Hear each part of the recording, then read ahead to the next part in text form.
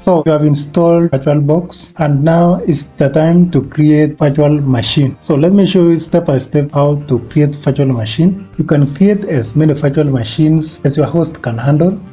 As for me, my host is Windows 10. This is the operating system that I installed VirtualBox in. But the guest can be any other operating system or even Windows again. I already downloaded Linux Mint ISO and I want to create that virtual machine of Linux Mint here. So first things, you need to consider all the storage and memory that you have. So for my computer, I have 56 GB SSD. Let's go to Task Manager. Let's go to Performance and then CPU. You can see here in the CPU, I have 4 logical processors, 2 cores and 1 socket. So during allocation, I need to allocate not more than half the logical processors. So I will allocate 2 GB. I have 16 GB RAM. We're set up to start. Open your VirtualBox Manager, new. Let's give it a name. Let's call it Linux Mint. Then ISO image. You select your ISO. I have my ISO Linux Mint 22.3. Double click, then proceed with unattended installation. Let's remove it because we want to see everything step by step. Then click next. Now this is why we were checking our memory. We have 16 GB RAM, so we can give up to 4 or 6 GB.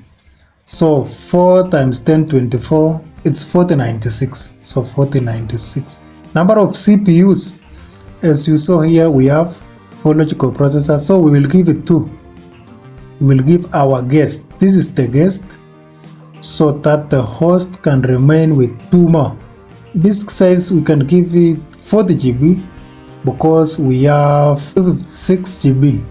Let's give it 40 GB or let's leave it at 41.1. Then click next. So now a new virtual machine will be created with the following configuration: VM name Linux Mint, VM folder, ISO image start1, guest OS Ubuntu. Then proceed with unattended false. Then click finish. Add disk, that one. Then click finish. So now it's time to start it. So to start our virtual machine, we just click start. And it's starting.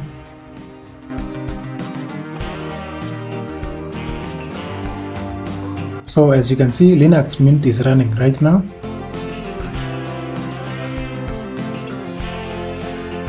So our Linux Mint is loading, and now this is our Linux Mint guest. It is a guest inside our virtual machine, inside our host Windows 10. I had not explained well how to allocate memory to our guest, so I think this video will make up for that part. Thank you so much for watching.